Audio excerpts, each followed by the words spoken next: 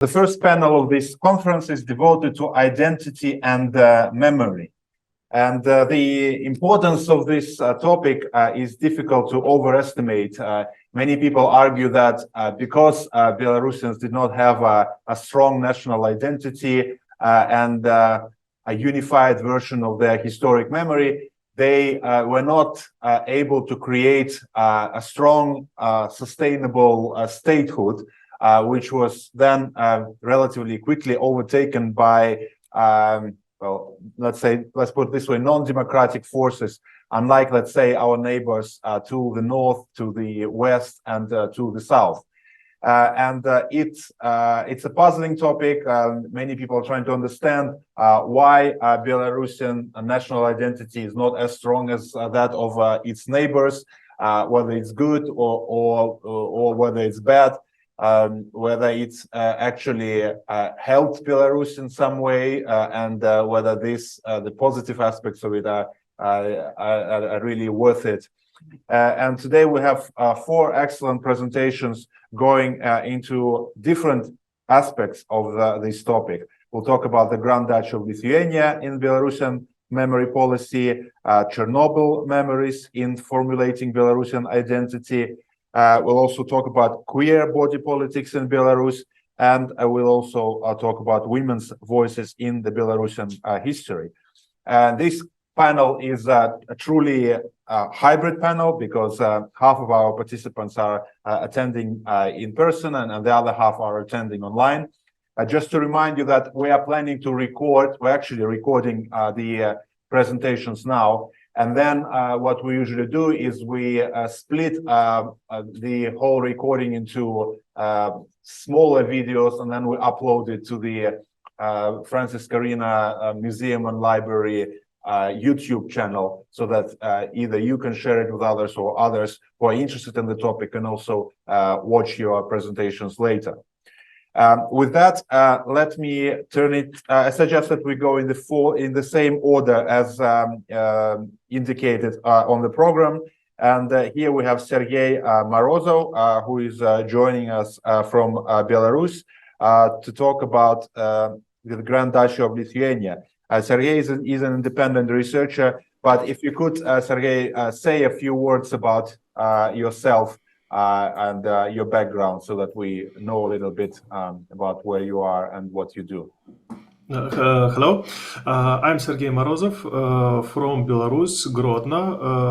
I worked at Yanka Kupala Grodno State University for 10 years. I am PhD, associated professor, but I had to resign from university in 2020. Since that, for 3 years, I am an independent researcher, and only one possibility to make reports and to publish is other countries, not Belarus. So I am glad to be with you. Thank you. Thank you very much, Siarhei. We're happy to have you here. And in the past, the vast majority of our participants were actually not from Belarus. And it's good to have people from Belarus joining us either online or maybe in person at some point.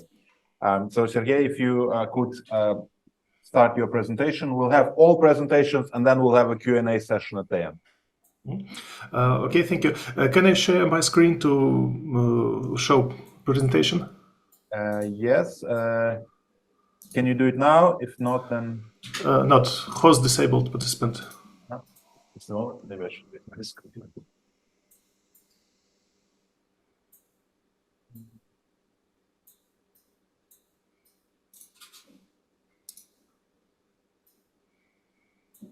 All right.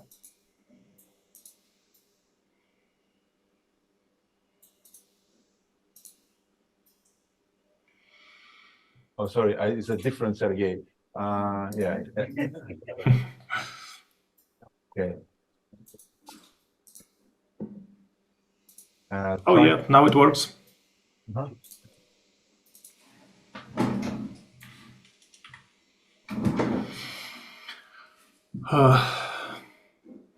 So my presentation is named the Grand Duchy of Lithuania in the Belarusian Memory Policy of 2014-2023. One of the most interesting and large-scale changes in historical politics of Minsk since Belarus gained independence is a radical revision of significance of the Grand Duchy of Lithuania. Despite all fluctuations of this policy, there was a transition from almost complete rejection to its recognition and inscription in history as one of the most important stages in the development of Belarusian statehood. The reasons. Already at the end of the 2000s, skepticism about the Grand Duchy of Lithuania began to change with an emphasis on the importance of this period in the formation of Belarusian nation and culture. The reasons for this revision were next. Understanding that it is impossible to build a stable state project solely on the Soviet heritage, marginalizing earlier periods of history. In the face of threat to Belarus statehood from Moscow, a narrative was needed that would separate Belarusian and Russian history and demonstrate the uniqueness of the historical path of Belarus. Stability on the unfree market of historical ideas in Belarus on the national narrative that was fought against about the HDL as a Belarusian state. But the attitude of official Minsk toward the HDL has changed, especially radically in the last decade.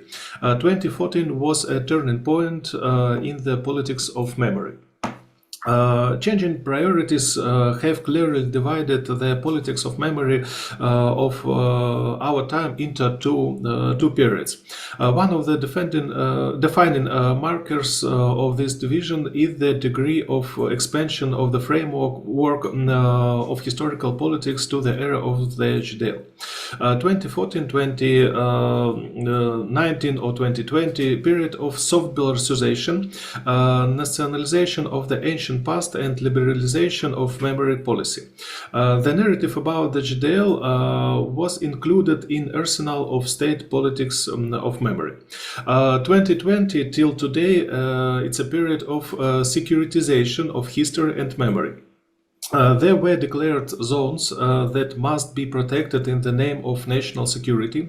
The dictation of postulates began. The Lithuanians were claimed that they took themselves monopoly rights of heritage of HDL. The result of the adjustment made in 2014-2020 was unprecedented heroization of the HDL in comparison with previous 20 years. And for official Minsk, the history of the HDL became an attractive story about the Belarusian Lithuanian state, one of the largest and most powerful in Europe, which creates its own cultural and political traditions. Until 2014, public honoring of the figures of HDL from politics seemed unlikely. The beginning of creation of monuments to them is very important component and a symbol of change in historical politics. The first became monument to Prince Algert. In the symbolism of Algert's gesture was seen indication of the direction of the march towards Moscow. The installation of this monument can be taken as the start of new phase of memory politics. But representatives of Russian diaspora in Vitebsk called to honor the memory of Prince Alexander Nevsky instead of Algert, whose figure is not very respected in Russia due to his repeated military campaigns against Moscow. Disputes around Vitebsk monument were noticed in neighboring countries. So Russian media drew attention to the fact that Belarusian authorities are changing their attitude to their history and are beginning to be more sympathetic to the legacy of HDL. For Lithuanians, the very fact that Belarus calls itself the heir of HDL was unexpected. In order to satisfy the fans of the Russian world, a monument to Alexander Nevsky was opened 2 years later, and those events were called the War of Monuments. Strengthening of the foundations of independent Belarus and weakening of the threats connected with Russian rule were continued by installation of monuments to the Prince Gedemin in Lida, Chancellor Lev Sapega in Slonim, leader of 1794 uprising Tadeusz Kostyuszka in Brest region. Billboards with images of the actors of JDL began to appear on the city streets, and the National Bank of Belarus minted coins with images of Konstantin Ostrogorski, famous for his victory at Orsha, Nikolai Radziwill, the Black, Algert, and the Battle of Blue Waters. The expansion of the framework of historical policy to the era of JDL was accompanied by interest in architectural heritage of 14th, 16th centuries. State-funded restoration works were carried out at the castles of Novogrodok, Kryvoi, Galshane, Grodno, Lida, Palace in Rozhany.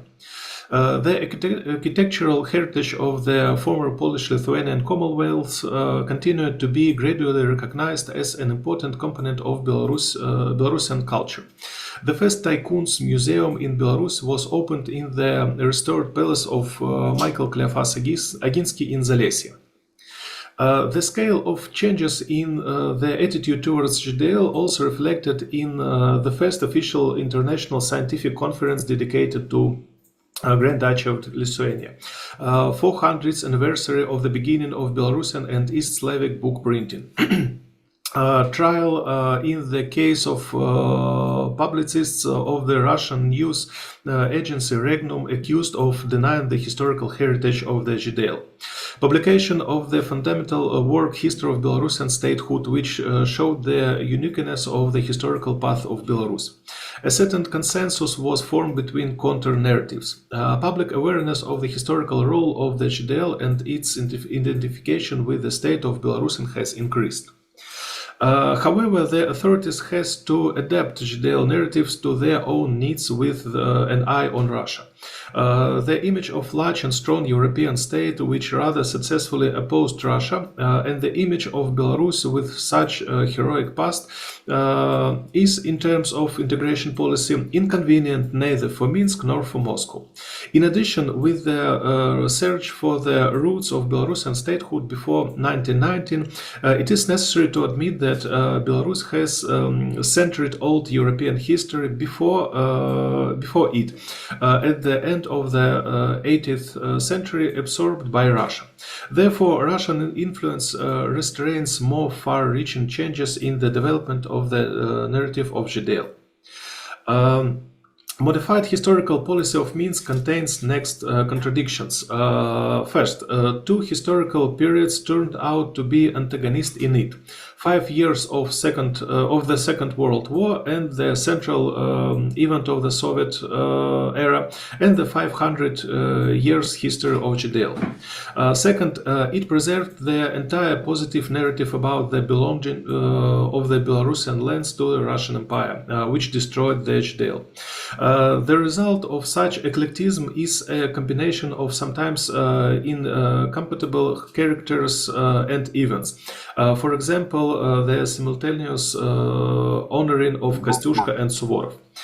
Still, in the February 2020, Kostyuszka's birthday was celebrated in Minsk together by Minister of Foreign Affairs Vladimir Makey and the diplomats of Poland, Lithuania, and United States.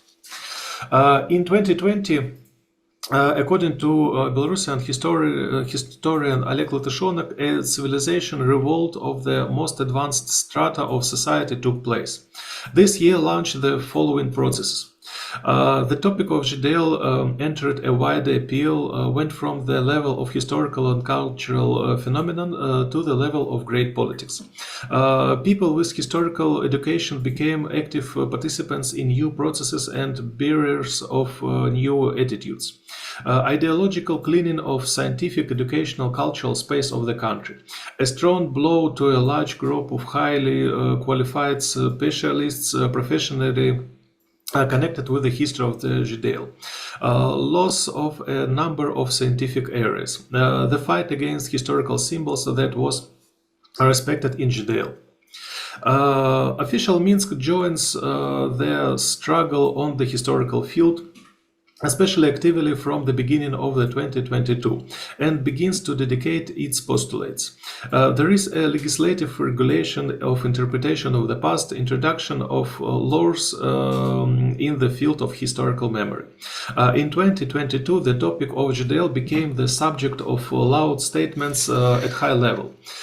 New outlines were given for the interpretation of the history of 13th, 18th centuries, regarding which there was previously no transparent and defined official position. The period of the Judeo is said to be interpreted through the appropriation strategy. In the period of Polish-Lithuanian Commonwealth, the strategy of alienation should dominate. The year of historical memory has been declared, and under the presidential administration was created the Council for Historical Policy. In 2022, when it became clear that Belarus has no subjectivity for Russia, just like Ukraine, the appeal to the topic of Judeo became part of a geopolitical and civilizational choice for future of Belarus. Two lines in appeal to Judeo appeared. First, in neighboring Belarus with former allies of Judeo, for example, Lublin Triangle, or the idea of the Grand Duchy of Lithuania 2.0. And the second, to confront with them. Among the realities of the period of securitization of history and memory, so it's from 2020 till today, are next. Exclusion of independent actors from the possibility of publicly presenting their narratives. Creative legislative framework for the persecution of historical dissent. Turning the historian's profession into dangerous and risky one. Antagonistic regime of memory politics. Strengthening control, censorship and repression, instead public and free dialogue about the past. Narrowing of Western vector of international scientific cooperation, a course toward unifying the history of Belarus with the history of Russia, etc. To conclusion, if installation of the monument to Prince Olgerd in Vitebsk can be taken as symbolic beginning of historical policy of the last decade, then the monument to Prince Alexander Nevsky in Minsk that has erected recently is a symbol of its completion and the start of new turn in the politics of memory.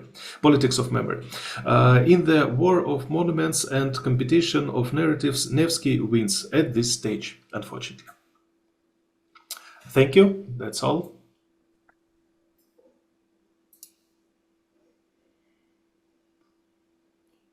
Thank you very much, Sergei, for your interesting presentation. I assume that everyone can hear me. Yeah, it should be.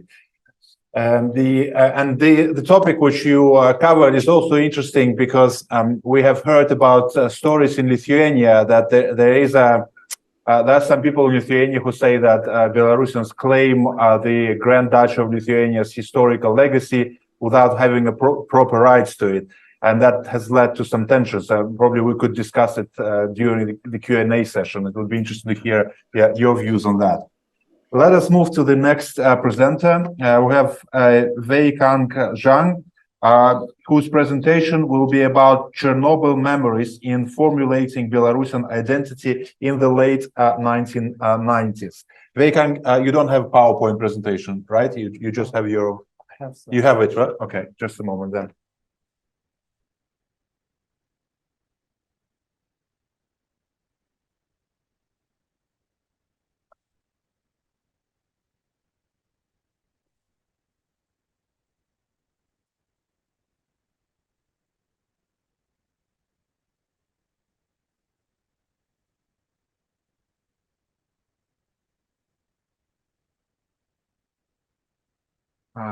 Sergey, if you could stop, sharing your screen. I think you have already done it. Just a moment then. Yes, I stopped. Okay.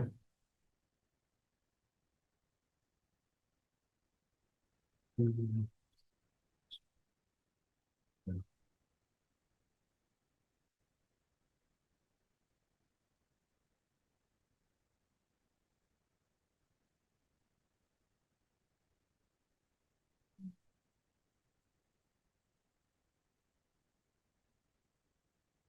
everyone can see the presentation, yeah?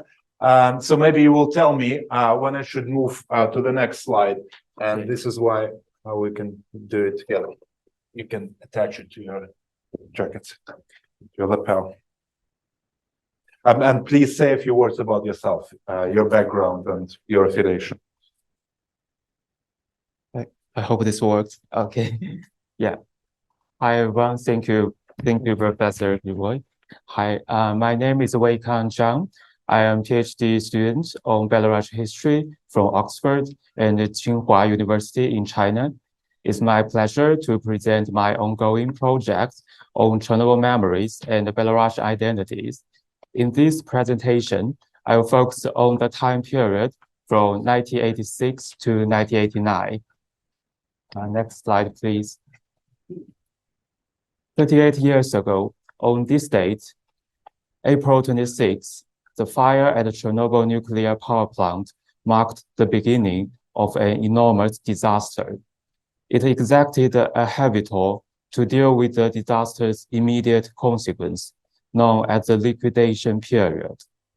3 years later, BSSR declared its independence from the Soviet Union, which is a part of Soviet dissolution. Please click the, yes, thank you. This rapidly changing social political process makes me wonder, how did the Chernobyl memories become entangled in this transformation? And to what extent did they expose tension between Soviet and Belarusian identities during this period? Answering these questions helps to deepen our understanding of the mechanisms through which Chernobyl assumed its mobilizing efficacy and the role of Chernobyl memories in post-Soviet space. Next slide, please. Next. Yeah, next please. Thank you. In order to answer these inquiries, I have utilized the Soviet newspaper archive to examine the Soviet officials' framing of Chernobyl, as well as oral history interviews, including Voices from Chernobyl by Svetlana Alexievich, in order to capture nationalist interpretations of Chernobyl memory and emotions. Through methods such as close reading, text analysis, literature review, and others, my findings are as follows. Please click the next slide. From the beginning, Chernobyl became embedded in the collective experience of Soviet citizens. The level of engagement ranged from emotional impact to active involvement, such as participating in cleanup efforts as liquidators. This report on the right side from Pravda in Chernobyl's initial days illustrates how official media presented the standard ideological and practical response to the situation, along with officials' urgent call for citizens' readiness for self-sacrifice during this time. Next slide. Yes, please. Upon closer examination of this report, we can find there are sentences dictating how individuals should react to Chernobyl, which almost sounds like commands. These directives urged all Soviet citizens to be emotionally moved, ready to assist in the liquidation efforts, and to treat the situation as a personal matter. As the report said, it can't be otherwise. Furthermore, detailed examples, such as letters from individuals expressing their desire to help the liquidation, were provided to encourage imitation of such behavior. There's a letter from a 47-year-old engineer who expressed his wish to help liquidation. This letter also includes his name and the working place to show this is a real person. Such way was used in another example of donation. which not only tell readers details of this donator, an old lady with lower income, but also tells which account number to make a donation like she did. Apart from that, Soviet official narrative employed a war metaphor. Next slide, please. Employed a war metaphor with an optimistic tone to frame Chernobyl, which is related to the fact that the majority of liquidators were military personnel. Oral history interviews from Voices from Chernobyl recount instances where former soldiers received daily updated battle leaflets intended to uplift them every day. The war metaphor also got constructed by an enemy imagination. A journalist's testimony shows during liquidation, any unofficial information was perceived as alien ideology, and such rhetoric from Stalin's era, like agents of Western intelligence services, again dominated public space. Based on the war metaphor, heroic narratives were employed to encourage greater participation in the liquidation. A journalist's testimony shows his chief editor instructed him to write more about heroes in order to make soldiers climb up to the roof of the reactor. Next slide, please. This mobilization resonated with many and reignited their Soviet identity. Interview of some former liquidators shows when they decided to go to Chernobyl, they were caught by ideas of party membership and motherland. Based on that, the official encouraged them by promising confirmation of outstanding Soviet citizenship. A former policeman said he was promised to get a star before going to Chernobyl. There's also other factors made the liquidation mobilization works, such as filtered information to sustain the myth of nuclear safety. Since the beginning of Soviet nuclear industry, people were not allowed to know what radiation is or its harmfulness to human body. They were educated since childhood that Soviet nuclear energy is the absolute most safe one in the world. Therefore, when Chernobyl happened, people were talking about spies and subversives instead of prevention. In the meantime, not everyone was convinced and mobilized by the official narrative. Some individuals were reluctant or skeptical. A liquidator recalls he was sent to Chernobyl to replace someone who successfully got off the core.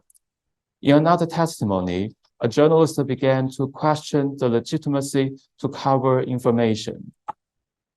Please move to the next slide. Later on, upon Gorbachev reforms, nationalist movements began to emerge across the Soviet Union. By the end of 1988, official narrative around Chernobyl began to fade. A large number of rallies surged in Belarus, which marked 1989 as a year of Chernobyl. In this protest, Chernobyl and the nationalist symbols were combined together, attracting diverse participants across age, gender, and profession. Next slide, please. This shift indicates that Chernobyl began to provoke national and political introspection. A Belarusian politician's testimony shows how this linkage was formed. For him, Chernobyl brought questions on national identity with questions like, what does life and freedom mean for his community, Belarusian nation? And what Chernobyl means for Belarusian nation's relationship with the external world. Next slide, please. Overall, Chernobyl evoked a pessimistic understanding of national identity among the people. Arcimovich in her monologue said, Belarus became an evil Chernobyl laboratory, and Belarusian became Chernobyl nation. Such notions she got from interviewing other individuals, where people describe themselves as black boxes, materials for scientific experiments, expressing fears for the nation's future under Chernobyl's long-term aftermath. Some were afraid for Belarusians becoming disappeared. Next slide, please. Therefore, to sum it up, in glasnost times, Chernobyl once again united individuals from diverse backgrounds. This time, Chernobyl stirred social grievances against the Soviet Union and promoting reflection on national identity and the future. The national sentiments Chernobyl provoked in late Soviet times were tinged with pessimism, starkly contrasting the optimistic narrative promoted by Soviet officials in the liquidation years. As strong foreign revolution theory suggests, oppositional cultures are often elaborated in contradistinction to the state, but they are always rooted in the actual experiences of diverse social sectors. This potentially explains the prevailing pessimism current observed. Before glasnost, Chernobyl's representation as a war was a product of Soviet regime, which is later, while its later portrayal as a tragedy was shaped by oppositional political cultures. This dichotomy transforms Chernobyl into a contested memory field where Soviet and Belarusian identities encounter. Next slide, please. This discussion raises further questions. Although Chernobyl's disaster memory plays a complex and crucial role in the dissolution of Soviet Union and Belarusian national movement, paradoxically, in post-Soviet times, its mobilizing power has not been functioning as in glasnost times. One reason, as noted by Kaspersky, is that framing Chernobyl's past as merely a tragedy among many diminishes its specific significance, suggesting these parts should be overcome as soon as possible. Are there other reasons? What might they be? These are the questions I will be studying in my future research. Thank you for your attention.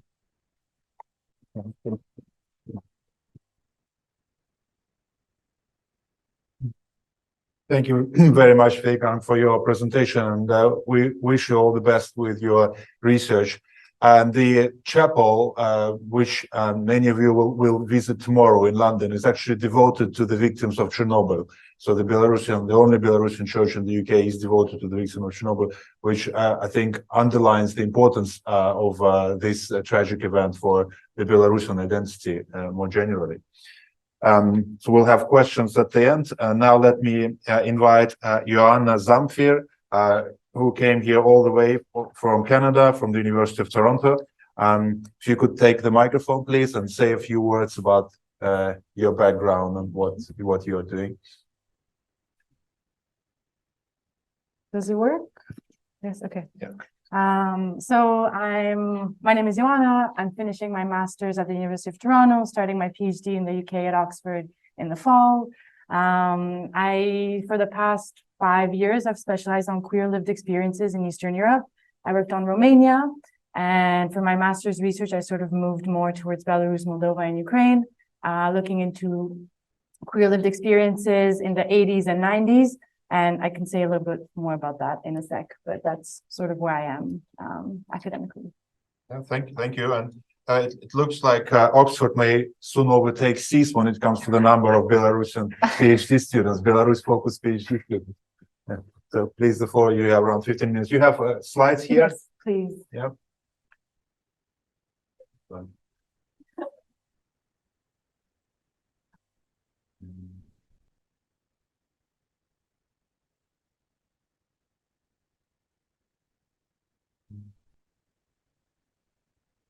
Oh, can you see it on the screen? Or? No. Oh, that's a problem. You sent it to the Belarusian. Yeah. Yeah. Let me just check. I'm here in this email.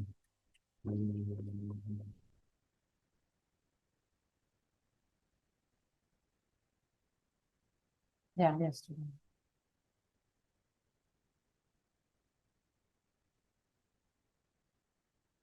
I can always connect my computer if not. Maybe if you could connect using the Zoom link, that would be easy because I cannot perfect. see it. Okay. Yeah, Uh, just use, it's in the conference guide, there is a Zoom link, and then Right. I will make you a co-host. This way you will be able to control what is happening.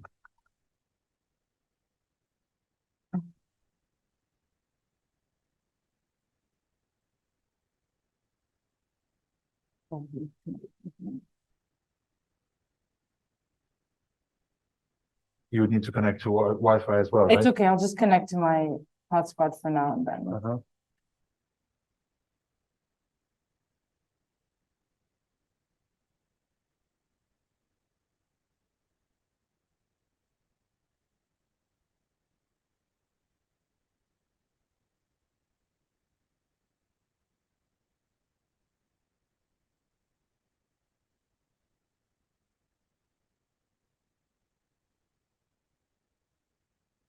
Or if you have it on a USB stick or something.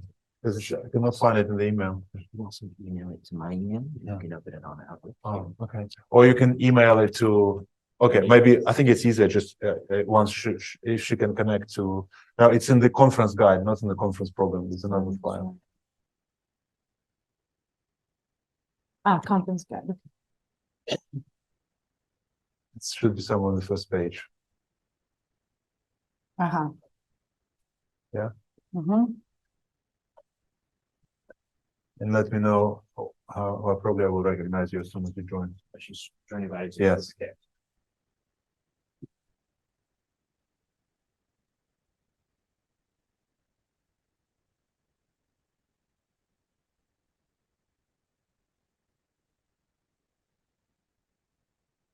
Okay.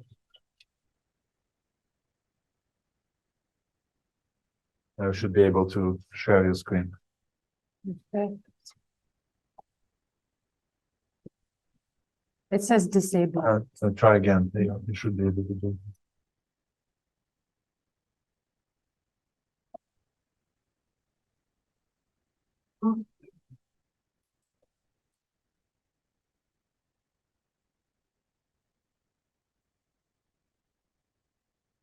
Co-host. Yes. Try again. Last time. Perfect. I think it should work.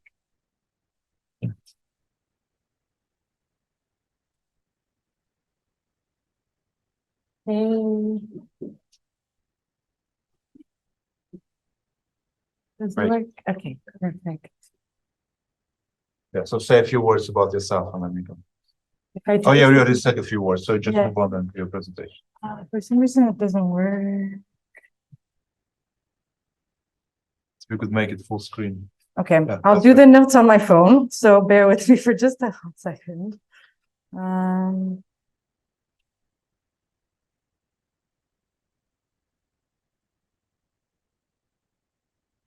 Okay.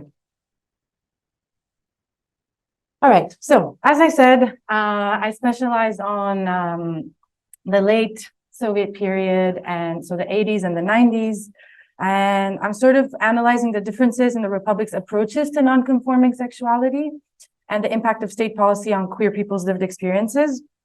By comparing the different republics in my research today, I only present on Belarus, but I'm sort of trying to do a more comparative approach between Belarus, Moldova, and Ukraine.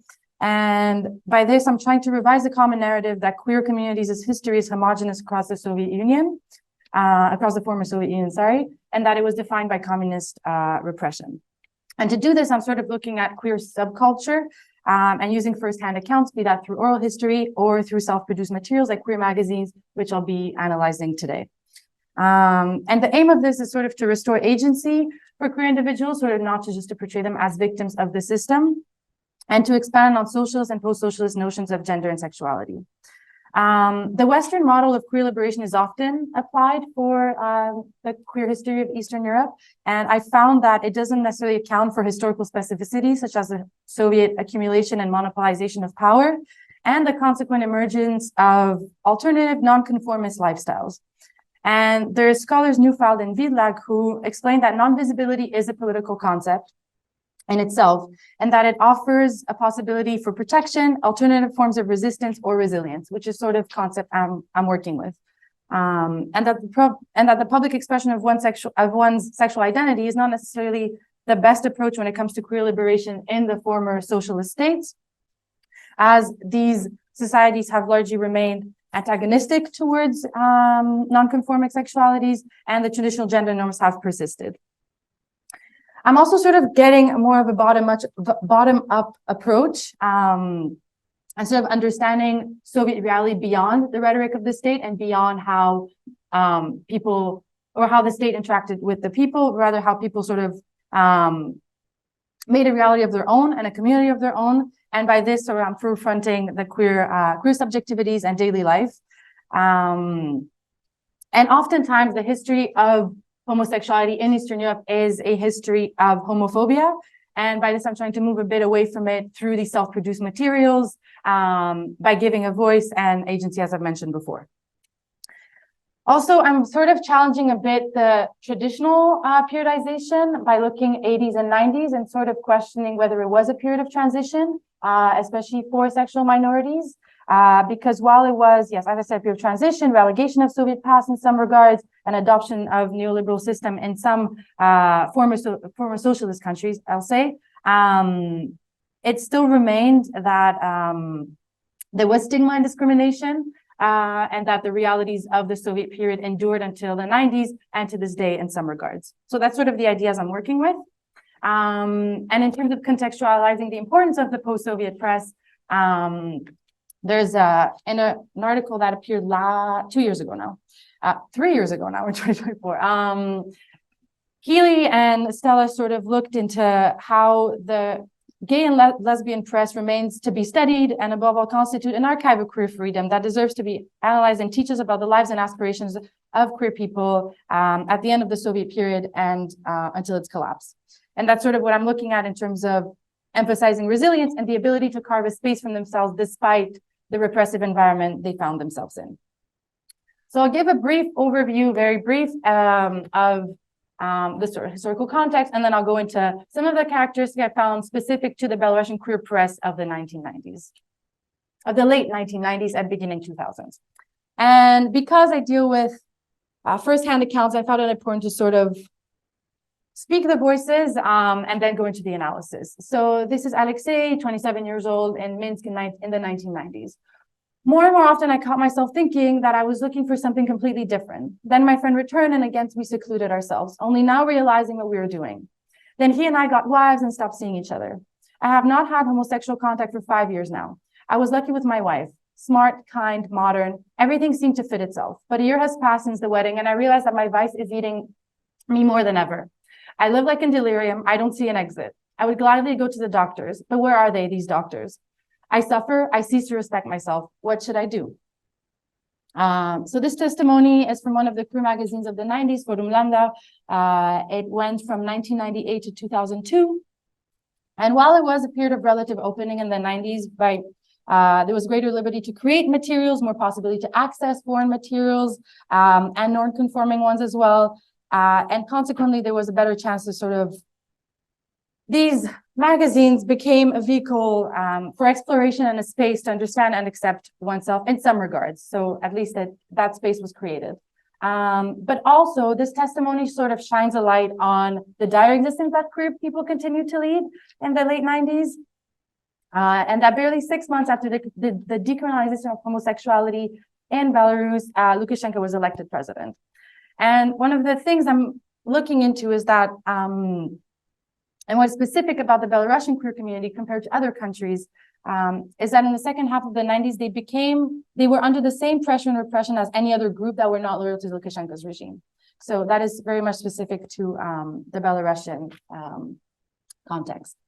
And then here, I'm going to go just a bit into policies that were there before, but Helen Zordrager sort of mentions that, as we know, like in the 1920s, the Soviet criminal code was revised, and there was more of a relaxation, and increased visibility was possible for queer people, homosexuals, but this was largely higher class and artistic circles.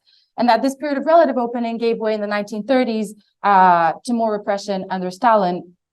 And this is what Igor Kohn describes as a collective amnesia, because there was a disappearance of sex surveys, of sex education, that sort of led way also to pronatalism that became a common thread from the Tsarist to the Soviet and to nowadays in many regards and for different reasons. But that is something that I also keep in mind. and that homosexuality started being portrayed as subversive and socially undesirable. This can also be contextualized by the 5-year plans, which you know about, and sort of homosexuality became to be perceived as deviations from respectable masculinity and tied, to political deviance.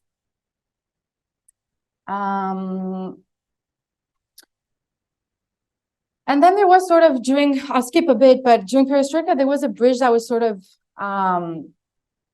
set between the West and the USSR with a juncture of more liberal ideas, especially in terms of decriminalizing homosexuality and sort of more in contact with different psychologists from, for example, the GDR that were translated into Russian and sort of distributed. So there was much more of this discourse that was going on as well.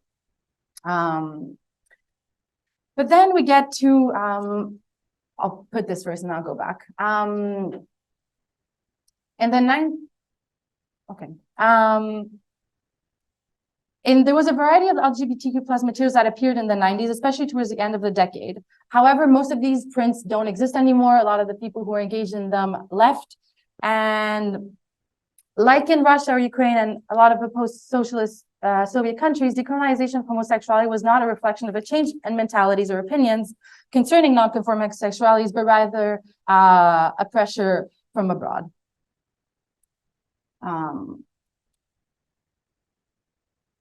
Okay. I'll just go back. Okay.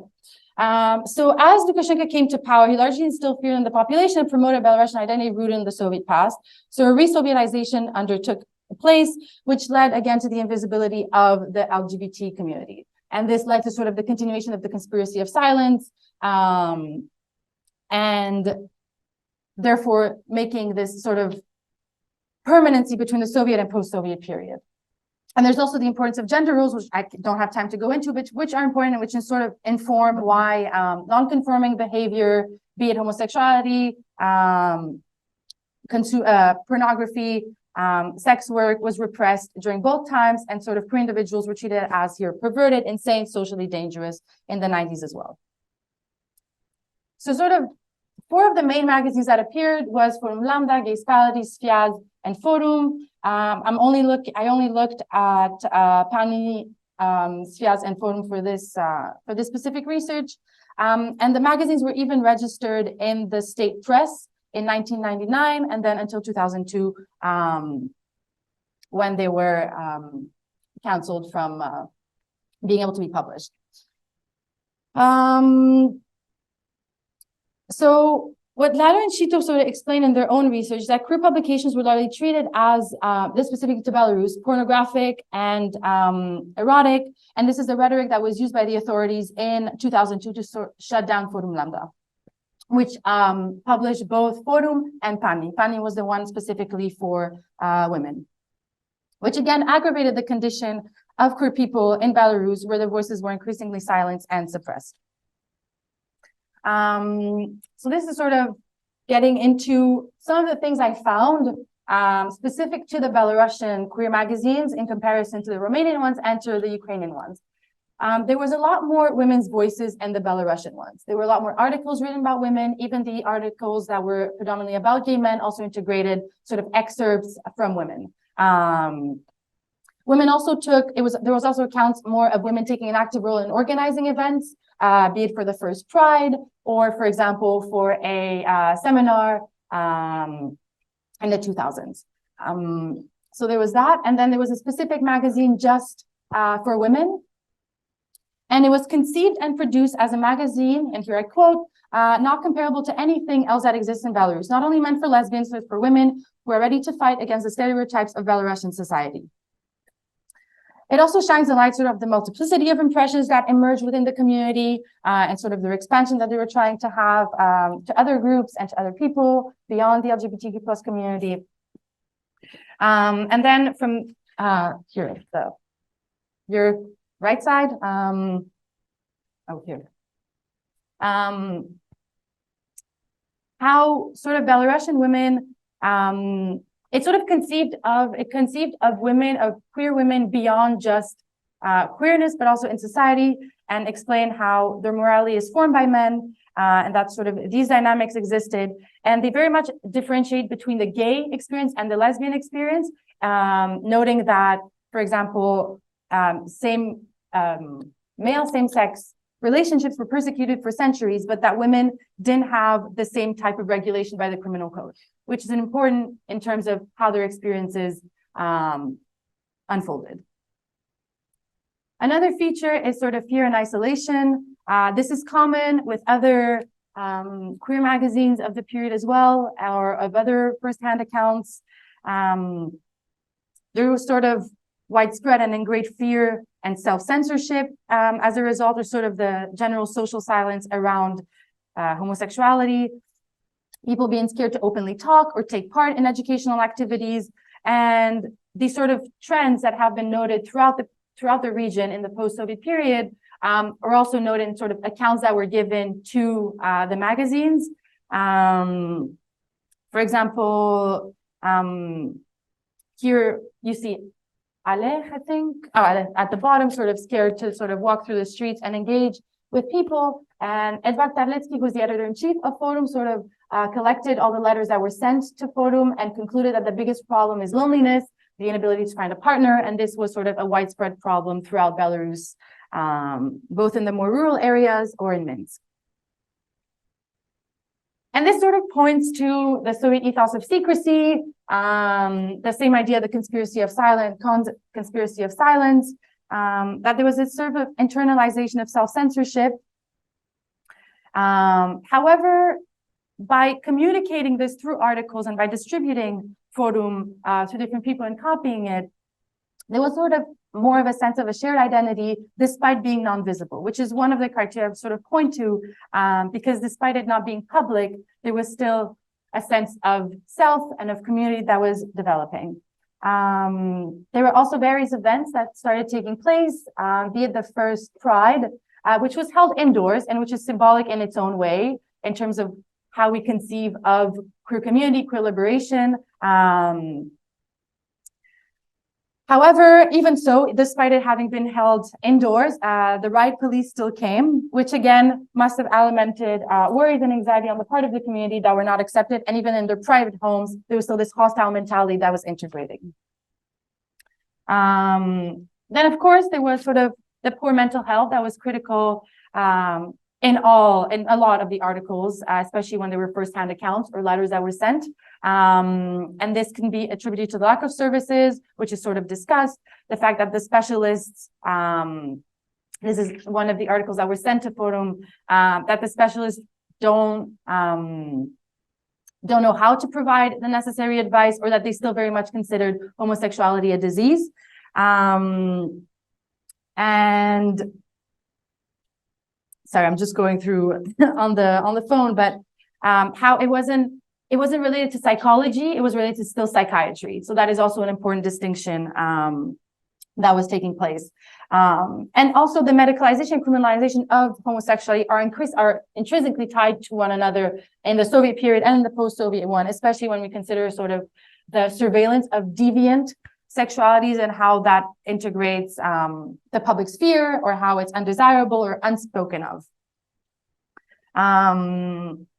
Yeah, and another thing which I found very interesting in the Belarusian queer magazines was there was a clear and conscious discussion of the consumption of alcohol in the community, which is something that was throughout the period, throughout the region, but this was very openly discussed in the articles in Forum, which I found interesting. It's sort of conceiving of how this must have contributed to a sense of self, and how acknowledging that alcohol was used as a coping mechanism for an existence of hardship and struggle, and what that means for the development of an identity.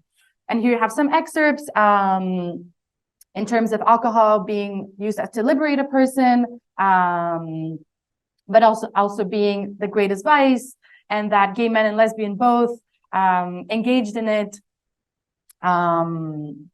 Yeah, and sort of the consumption of alcohol was also used in the pleshkas, which were sort of the gay cruising spots in Minsk, well, throughout the Eastern European space, let's say, but it was called pleshkas in the Soviet republics. And these were just public spaces where people would gather and for different purposes. Like, of course, there was the sexual aspect of it, but there was also the more communal aspect of it. And one of the things which I mentioned before in terms of women, they had a specific place for women in Minsk, which were the panikovkas, which again, I found specific to Belarus and interesting that they would point that out and be very vocal about it. And so it was a place where, so they protected each other, read forum, and discussed different events that they attended during the week. Similar gatherings also discussed by Stella in regards to Moscow, the Tusovka, so how they carved a space from the South being public or semi-public. But this also demonstrates the complexity of queer experience and points to the consumption of alcohol as a defining feature of queer lived experiences. And one last thing I want to point to is that dealing with these first-hand accounts, there's a multi-directionality of memory. So there's not one general consensus as to what queer experience was like. There were some, for example, this gay man who submitted sort of his account in forum describing the fact that is still perceived as something disgusting, a perversion, a disease. But then there were others in the same journal, in the same magazine, that would very much be conscious of the fact that, yes, I am sort of here. I am a homosexual. Yes, I like the faces of the same sex as mine. I have a loved one, a young one, 17-year-old, but it's not a disease, but a manifestation of a person's personal life. Everyone chooses what they like. The main thing is that it does not harm to anyone. So despite the conspiracy of silence and all these dynamics that was still very much persistent in the post-Soviet period, there was a greater sense of how to define oneself, how to understand oneself, but the experiences were very much different. So I'm considering this multiplicity as well. And sort of where I'm going forward with this is thinking more in terms of subjectivity, power relations, speech, sort of what words were used and why, and how that sort of characterizes the construction of a shared identity. And sort of the hidden transcripts as well, in terms of interacting with one another, different symbols that were used, and how that sort of identifies or shines a light on different power relations that existed within the community, but also with regards to the state. And yeah, that's it. Thank you.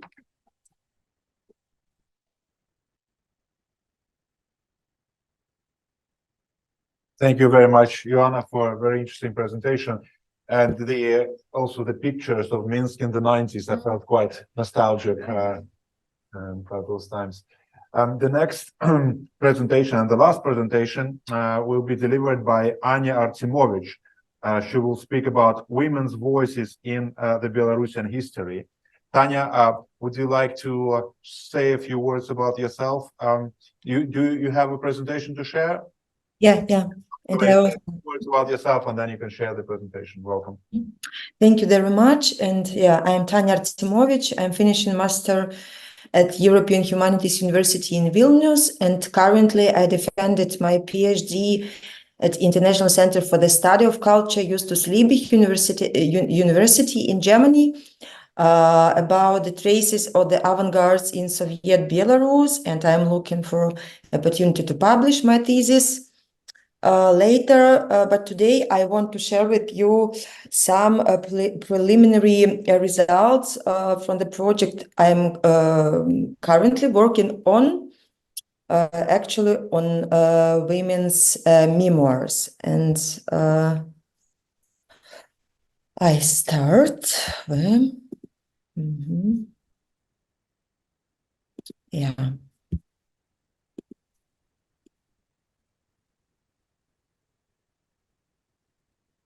Oh.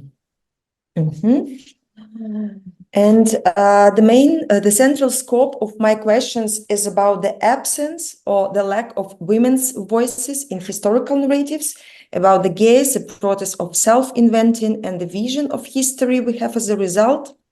As feminist scholars note, this state of absence refers directly to the ideas of visibility and representations, Quote, women have been and continue to be conceptualized as the other and the experiences of women framed from a masculine lens, unquote. But such ignoring results not merely in non-visibility and non-appearance of women's experience. I argue that it affects historiography by narrowing and simplifying its narration.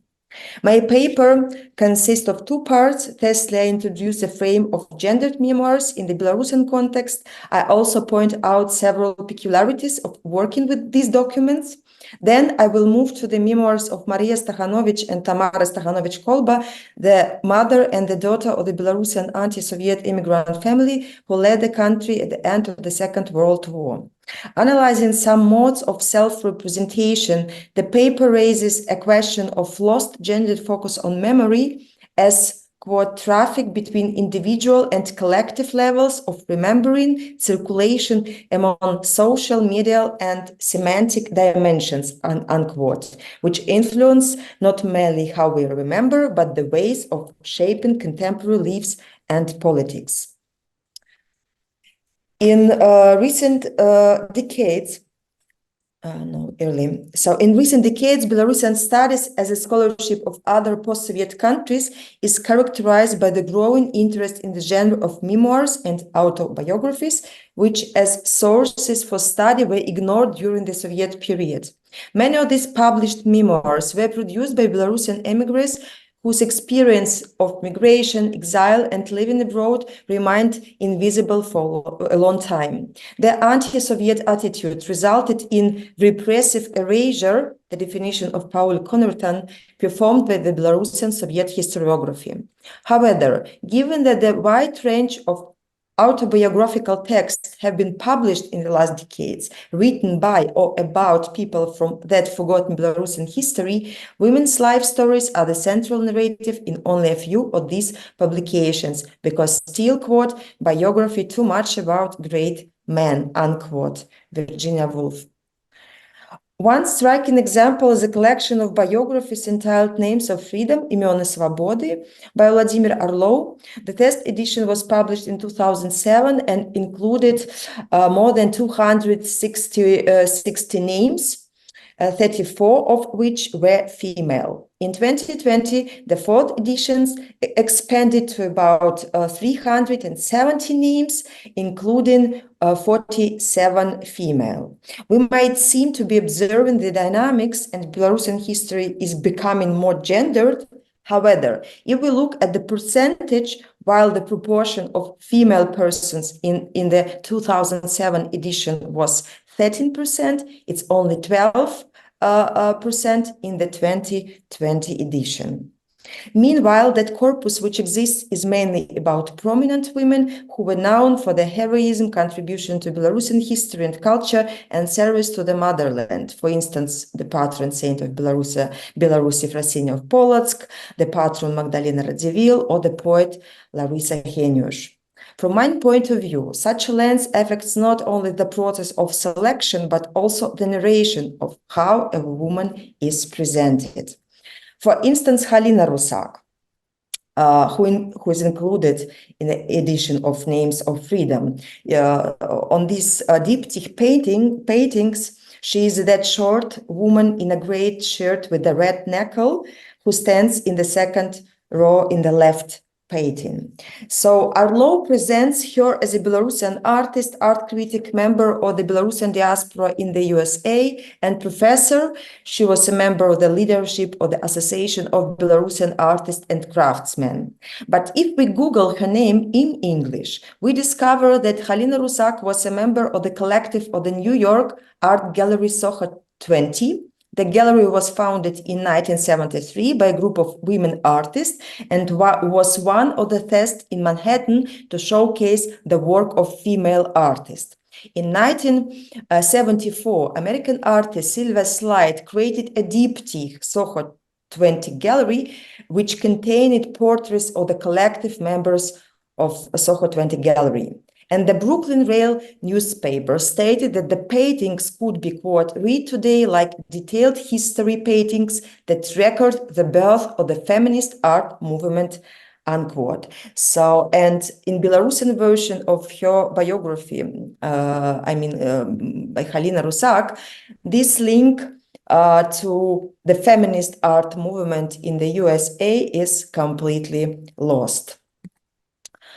The text which refer to female names can be divided into the following groups beyond the notion of genders, like women write about heroic men, men write about women, women write, speak about themselves in the forms of interviews, short memoirs, private documents, letter, diaries.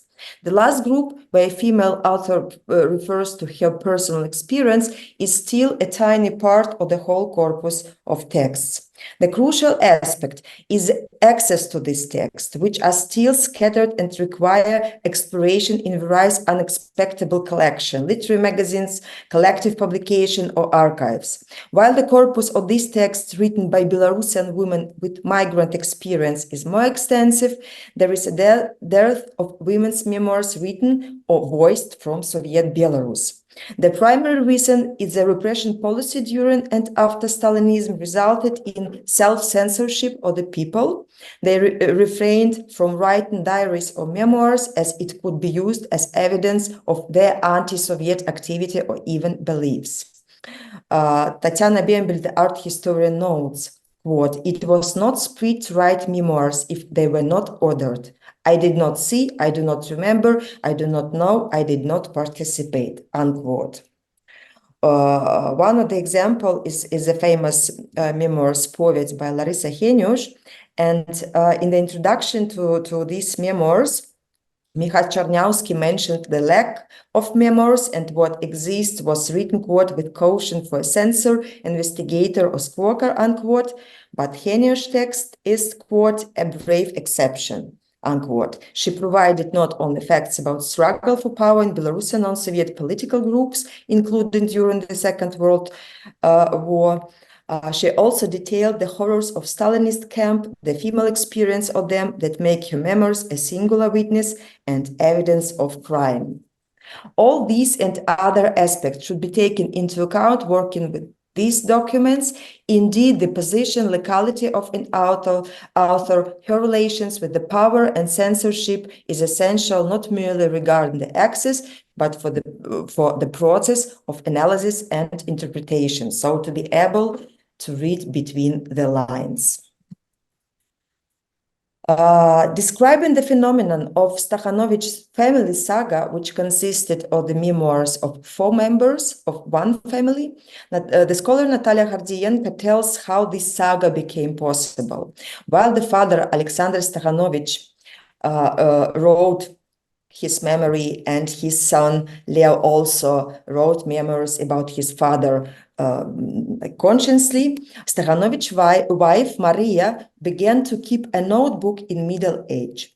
The possible reason for not writing was, as Hardienko notions, that she doubted her educational skills, even though she was educated well for an ordinary country woman. Besides, she does not see the sense of remembering how it was early, as she is not a great man, unlike her husband. Maria, quote, was neither a prominent woman nor a more or less well-known in immigrant or homeland. She reminded an ordinary woman, a daughter, wife, mother, grandmother, unquote. Maria wrote the memoirs at the instance of her daughter, but focused only on the private side of life. She detailed her family tree and described folk traditions and rituals that remained a valued source for ethnographers. And again, I return to the notion of prominence and knowledge production. Paradoxically, Maria felt ashamed by the lack of her education and did not consider at all that A, her perception of the events and history make a contribution already, the question of subjectivity, B, her knowledge is a valued source for ethnographers. However, as a subject she is almost lost in her memory. She does not reflect on her feelings and desires. Generally, it's not evident if she wants something beyond her parents' and society's expectations. She is a narrator. Sometimes she even refers to herself by name, Manka, instead of I. The only thing she decided somehow beyond her parents' decision was her marriage. but she does not describe it in detail on her own. Her daughter Tamara mentions that Maria was in love with Alexander, her father, but they were cousins and both families were very religious. However, Maria married him. She was perhaps inspired by her mother, who also married because of love. Tamara says, quote, "I consider my grandmother a modern woman who stood up for herself and married the one she loved. And the mom too. Many years later, Tamara made the same decision," unquote. As mentioned, Maria represented herself rather as a passive subject of history, but following Tamara's description of her mother, we see a strong, brave woman who raised children and managed the household while her husband was in prison, bearing the burden of war and immigration. Tamara's memories are entirely different. Hardienko points out the unique character of this publication as, quote, "It's not a traditional memoir of immigrant women about famous husbands, not a story about the life of the Belarusian community," unquote.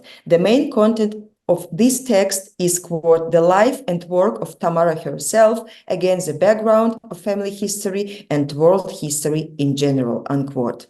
The text not only serves as a platform for self-discovery, but also might reveal the generational shift that occurred within the Belarusian immigrant community, best of all in terms of access to the education.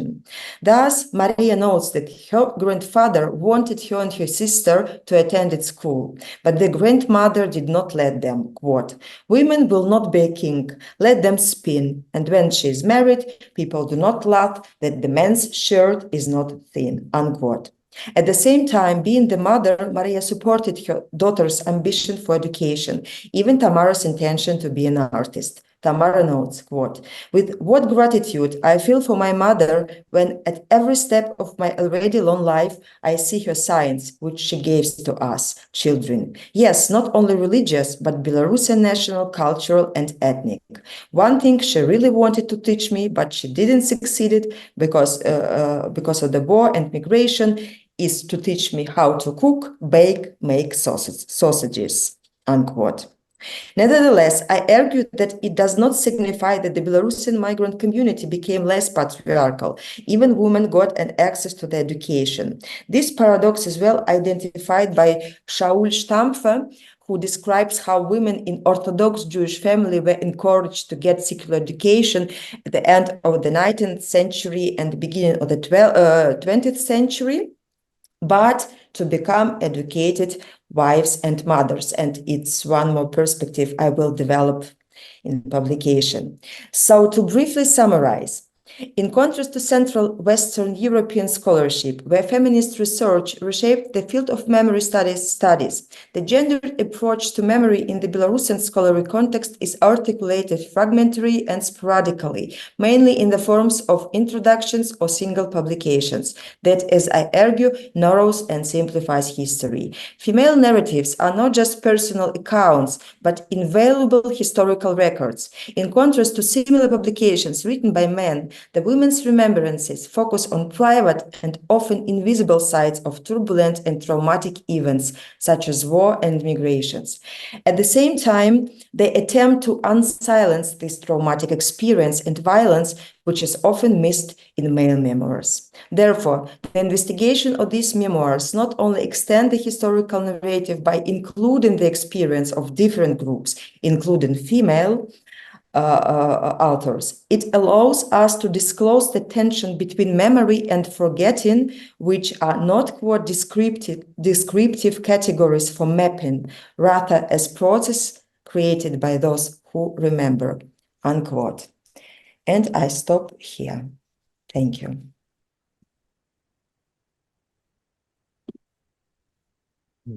Thank you very much, Tania. And that leaves us with about 20 minutes, 25 minutes for Q&A. And let's see how many questions we will have.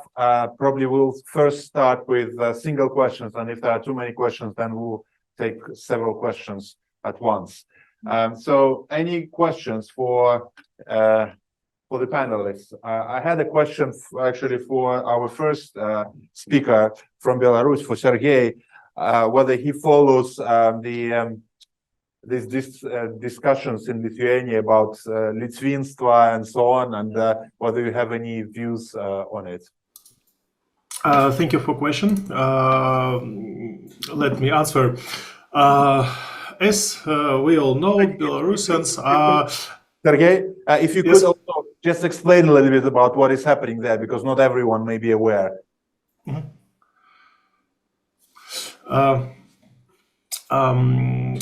Okay, Belarusians are a little pomerkovne. I don't know how it in English. And in history, in last maybe 1.5 century, they always little lagged behind their neighbors. At the beginning of the 20th century, Lithuanians managed to gain independence, but Belarusians did not. In the 19th of 20th century, Lithuanians thought to create a national state, but Belarusians clung to the Soviet Union. At some moments, a vacuum of ideas, desires, and national political programs was created. And in addition, for many years, it was proved to the Belarusians that the Grand Duchy of Lithuania is an alien state. They say that Belarusians were captured by Lithuanians. So this created conditions, to my mind, under which the Lithuanians calmly claimed their rights to the heritage of Grand Duchy of Lithuania, and the Belarusians did not resist to this. But numerous studies, even in Lithuania, since the 90s, have shown that Belarusians occupied an important place in the Grand Duchy of Lithuania, perhaps more important than Lithuanians, but generally we can, of course, try to divide property as in divorce, but I believe that Belarusians and Lithuanians have equal rights to the heritage of the Grand Duchy of Lithuania. Now there are active wars of memory narratives in which they are trying to artificially forget or strengthening points of friction or unification of Belarus with Europe or Belarus with Russia. So Belarusians, I believe, have an unconditional huge common ground with Lithuania, and this should unite, not divide. Thank you. Any more questions? Okay, Alan Flowers, and I'll turn my laptop in that direction so that people online can also see what is happening in the room. And please introduce yourself. Hello, I'm Alan Flowers. I'm a retired academic from Kingston and also previously Oxford University, which is getting some prominence today, I see. And also currently I'm chair of the Anglo-Belarusian Society. I want to start with a comment, if I may, for all the speakers. And then, not surprisingly, some of you in the room may be aware, I've spent, it'll be the 38th anniversary on the 28th of April since I got engaged with Chernobyl. So I'll obviously be focusing my question. I'd like to bring out a little more of what I thought was an excellent, really enjoyed the presentation on Chernobyl. My comment is by way of a big appreciation to our first speaker, Sergey, and also the last one, Tania, for endearing yourself to my many Belarusian friends in this country who really don't get too happy with Russification of their Belarusian identity. So I'm the first person to support academic freedom to pronounce words as you will, but I do think when we do, as we've experienced in this first section, experience two very different approaches to how we pronounce the word, we should be aware of the reaction and the knife in the heart that certain types of pronunciation create. There's only about 3 or 4 Belarusians in this room at the moment. I can tell you, if members of the Association of Belarusians in Great Britain, they might be perhaps presenting this in a slightly more forthright and firm way. I don't know if we can persuade Yarik to have an official pronunciation of the word in future years, but it was a little bit noticeable. I'll have to find out who the Oxford supervisor is who promulgates this, because I have a feeling that there's a style, there's a house style that we are experiencing in certain institutions. Right, now to my question. You're referring to Belarusian as opposed to Belarusian, right? Belarusian, yes. Belarusian's the knife in the heart. Yeah, so the idea is that in the past, the country was called Belarusia in the Soviet times, but now the country is called Belarus. So you create a word based on Belarus, which should be Belarusian rather than Belarusian, because it's no longer Belarusian. Yeah, it's very valid, of course. And I thought I could accept that we had a talk that was referring in Soviet times. And then, of course, it is quite appropriate that if you want to use the word. I mean, the society I'm chair of was the Anglo-Belarusian up till 1991. But if we're referring to modern times, we have to be careful. Sorry about the semantics, but I spend my life writing to BBC announcers when they talk about tennis stars. And by the way, I noticed the spelling was all right, which is better than a recent legal judgment. There was a legal judgment on a Belarusian asylum seeker, and 35 pages by honourable judges was all A misspelt with 2 S's. Good. And yet the Home Office of the British government, enough on all that.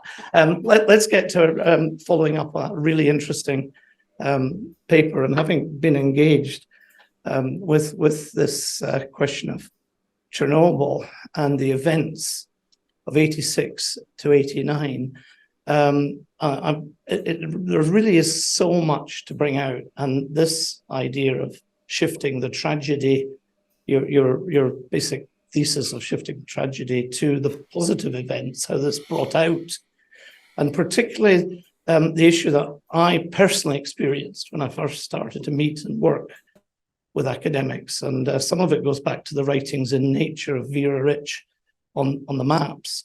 I just wonder if the layer down, because you obviously had only a brief time, but are you looking at the details of some of the specific aspects in the 86 to 89 period that really antagonized particularly the Belarusian scientists who were working in Minsk and all too aware of what they considered the lies from Moscow and also the gross mismanagement that drove a very deep desire to get independent management of their lands and their country. I mean, things that you might look into is my area. I researched into, for example, the rain out, the fact that radioactivity got dropped on Belarus created much irritation. In fact, when I got stopped from Belarus, therefore all the press thought it was because of my papers on this very issue, because it was a very sensitive thing, what Moscow had decided to do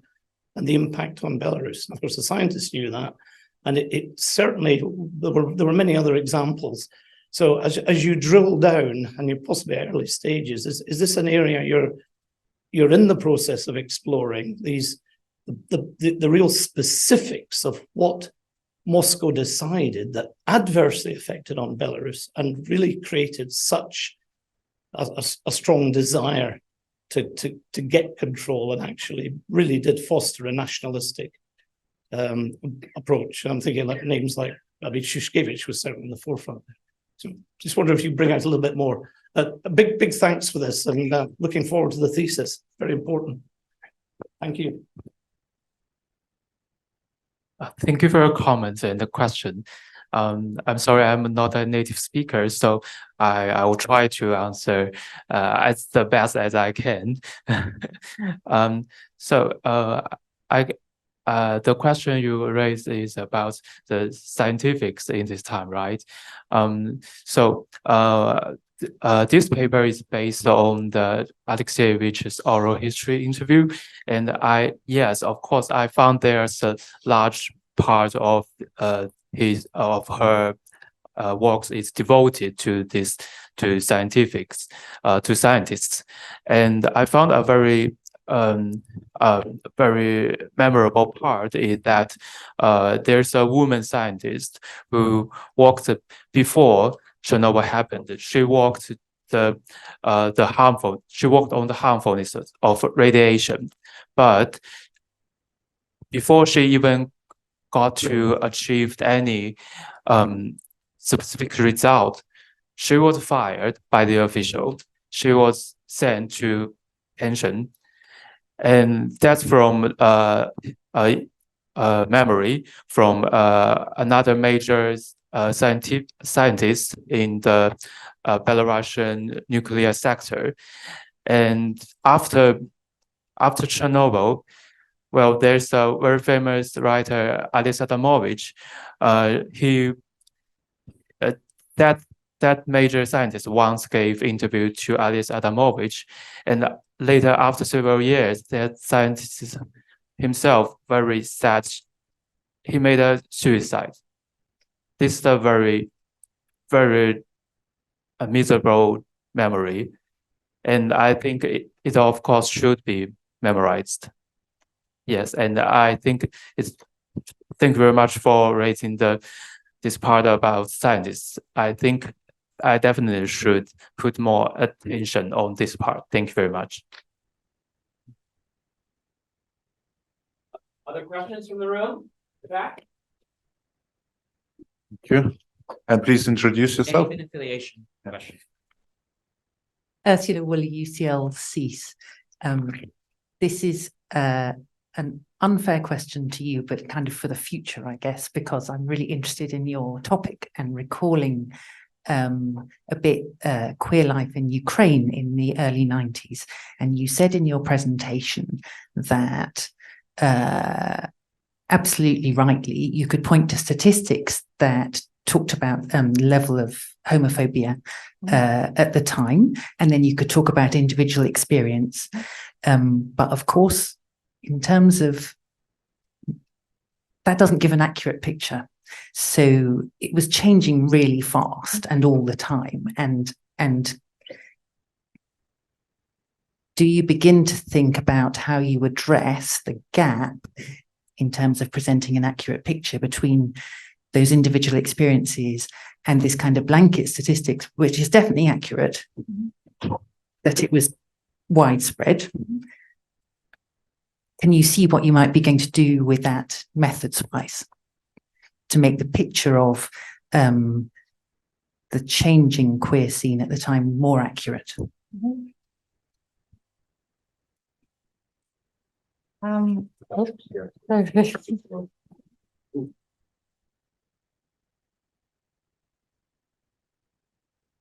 Here? Can you hear me? Yes. Okay. Yeah, I think the issue in comparing Belarus and Ukraine, to start with, is just there's a lot more data on Ukraine, there's a lot more articles on Ukraine, even books that are coming out now. There's just a lot more to contextualize sort of the general historic context versus the individual lived experiences, and there's very little about Belarus. There's this one sort of monograph-ish that's like 75 pages that gives an overview of from the Grand Duchy of Lithuania to the end of the Soviet period, but it's very short. There's not that much there. And in terms of, I think I can speak maybe more on Ukraine in this regard. I think it helps to challenge our own perceptions, especially nowadays, because, for example, in Ukraine, it was in the East mostly that it was favorable in the 90s up until 2014. A lot of the main queer organizations, initiatives were initiated in Donetsk, Luhansk, Zaporizhia. Crimea was the second region most accepting of homosexuality after Kyiv. Like, there's all these issues that sort of bring to light greater issues. For example, religion. What do I do with that characteristic? So in the case of Ukraine, I would consider that. But that's also one of the other things. There's a lot of blanks that I need to figure out in the next couple of years in terms of what explains the different experiences between these three republics that I'm looking at. Because, for example, religion could be a factor that for sure is one in Ukraine in terms of East versus West. But in Belarus, I'm not sure. Would that be it? What other characteristics, what other features would explain why the Belarusian queer experience is different from the Moldovan or Ukrainian one? So I need to sort of figure out these different factors, features. Yeah, so in terms of statistics, I can speak more in terms of Ukraine because I don't know of anything about Belarus at that time, but I think it is important. And especially, I am relating the history of queer people during this time period to now to sort of explain what is happening and how. And especially in terms of Ukraine, it's important to remember that it was in the East that it was mostly accepting in the 90s. And considering now, after 2014, Crimea was under Russian legislation. So all the initiatives that were there before now are illegal. And in terms of what happens once this war ends, what happens to these initiatives? So remembering that these existed, the foundations are now gone, the networks are gone. So, but it's important to keep in mind that they were there before. So that's sort of how I'm relating the gaps in history to sort of the greater top-down information that exists. Yeah. Thank you. Okay. Thank you. And we have 3 questions online, and we'll take them at once, and then we'll give an opportunity for speakers to respond. Pavel, would you like to go first?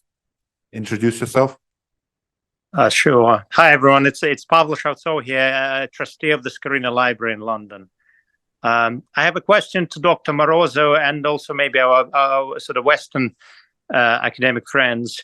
It's to do with that sort of Litvinism, debate with the Lithuania. So I'm wondering if practically more can be done to sort of reconcile the position and work out a common ground, between Lithuania and Belarus. Because to me, sometimes, the debate sounds frankly childish, and sort of the level of sort of Wikipedia and just some sort of fringe views, rather than a sort of serious academic debate with sort of joint conferences. So I wonder if the Lithuanians could be sort of encouraged by sort of Western academics to engage in the debate and perhaps sort of work out a sort of common position there on the history of the Grand Duchy of Lithuania, that it's sort of done at perhaps at a more academic level, at a more serious level that often I currently see. Thank you. Thank you, Pavel. Hannah, would you like to ask your question? Yeah, my name is Hannah. Introduce yourself. Yes, thank you. I'm a PhD student in Greifswald, Germany, and I have questions to Ioana, Zamfir and Tania Arcimovich. The first question about researching queer perspectives. I was wondering if you found, for example, some notes of Russian gaze in queer sharing and production of knowledge in Belarus. For example, which books or music were popularized, or was it more of something Western or Eastern in this regard? And if there were any entries or letters of trans people or non-binary people at the time you're researching, maybe there were no words for that, so to say, but maybe the experience was already described. And the question for Tania Arcimovich is, I was thinking on what kind of approach on researching Belarusian autobiography do you find the most productive one? For example, if it could be the motive approach, researching the memories or autobiographical entries on certain historical events or experiences, such as immigration or war, or rather researching communities and shaping those sources in some kind of group. Yes, thank you. Thank you very much. And now, Yulia, please introduce yourself and ask your question. Thank you so much. My name is Yulia Chernyshova. I'm from Belarus. I'm starting my PhD studies at Yale University this fall. I'm researching Belarusian, Ukrainian, and Russian Russophone cultures. And I'm very grateful for this event to take place. Thank you so much, all who presented and who helped to make it happen. I also have a question to Ioana. I was wondering about the language choices and language politics within the media outlets you were describing, because I'm not that well introduced to the topic. So maybe if you can just walk us through the language choice in these magazines, as I've noticed from the photographs that most of them were in Russian, understandably, but still in, like, for example, Forum page, there was a letter in Belarusian, I think like editorial letter or something. So I was wondering if there was a reflection on that choice to produce knowledge in magazines in Belarusians or not, in Belarusian language or not, especially considering your comparative approach. I would be like for the future very interested to see how that works, for instance, in comparison to what was happening in Ukraine, and whether there were any, how to put it, like tensions with the activists and people who were foregrounding Belarusian language and identity and nationalist vision, and LGBT plus people or activists there. Thank you so much. Thank you. Excellent questions. And let me invite Siarhei to speak first. So we'll go more or less in the same order as we had. Siarhei, Pavel's question for you. Are you still with us?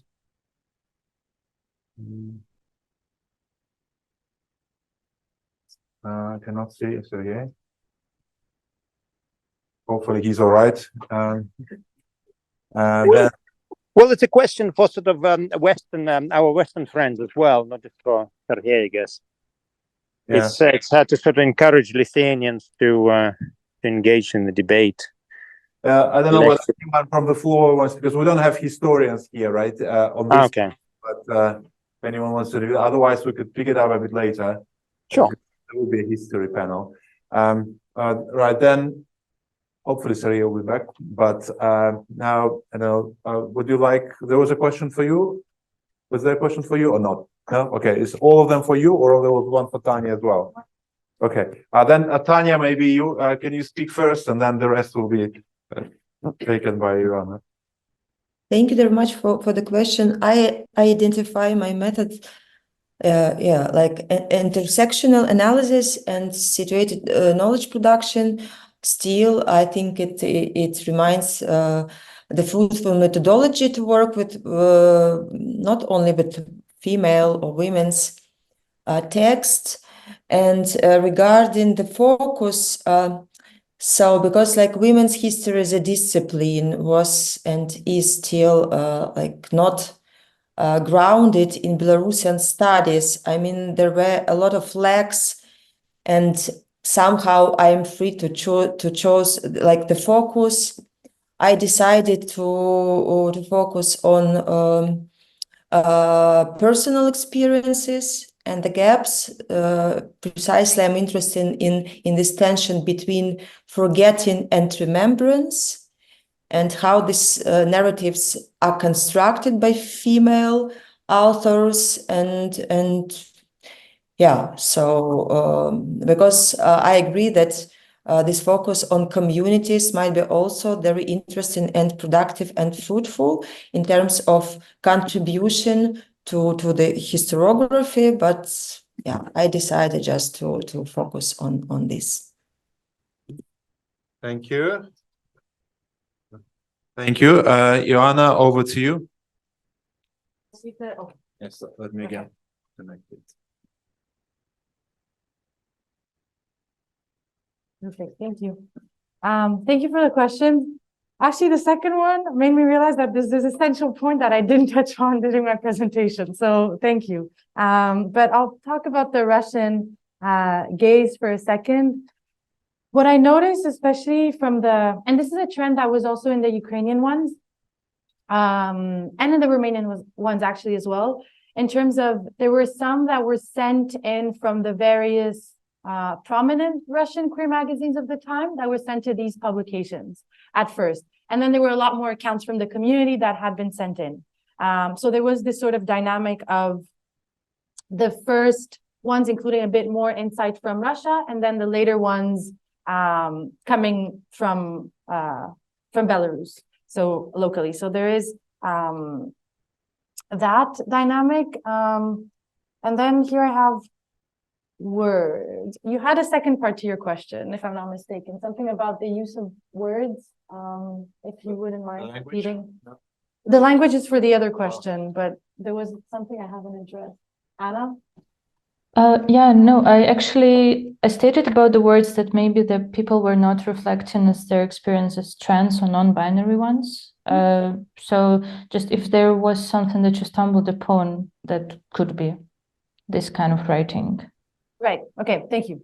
In terms of other identities, not that much, to be honest. And I think that's one of the issues I'm struggling with, is how do I find other members of the community, and that maybe would be through firsthand accounts or through interviews, that I could potentially come across these types of firsthand information. But in those magazines, there was nothing more than sort of the label that we would put as gay or lesbian. But again, those words weren't necessarily, well, they were influenced in some ways, but not as much. And I struggle with the terminology as well. What do I use to characterize them? Because it's sort of me labeling them as something they might have not used themselves at the time. Also because of the lack of information and of vocabulary on this issue. So yeah, that's sort of the issues I came across and I'm dealing with. And in terms of Belarusian language, sorry, and thank you for your comment. Yeah, that was one of the features I found between Belarus and Ukraine. In Ukraine, the magazines, they were all in Russian, published in the East mostly, and then distributed all over Ukraine. In Belarus, however, there were a lot of articles in Belarusian, and Pani especially, there were a lot. So this to me sort of exemplified that there was not only a sense of identity in these magazines of like a queerness, a different type of non-conforming sexuality, but also of a different national identity that was different from the Russian one. And that was, to me, this is one of the critical features that I don't know through which lens to approach it, but definitely different. Because in Moldova, for example, it was magazines from Russia only. Like I haven't found any locally produced ones. There might have been underground ones, but I haven't been able to come across them. And in Ukraine, only in Russian. So yes, thank you for your question, because I completely forgot to mention that. And that was one of the critical points I came across. So thank you. Wait. Thank you. Thank you. By the way, those who are interested in memoirs or in personal archives of diaspora people, the Belarusian library here in London has a very significant collection of personal archives, not only from the UK, but they were also sent from other countries. And we're now working on making it more systematic and more easy to search. But if you're interested in anything, then please approach the library and they may be able to help you find something which is otherwise not available elsewhere.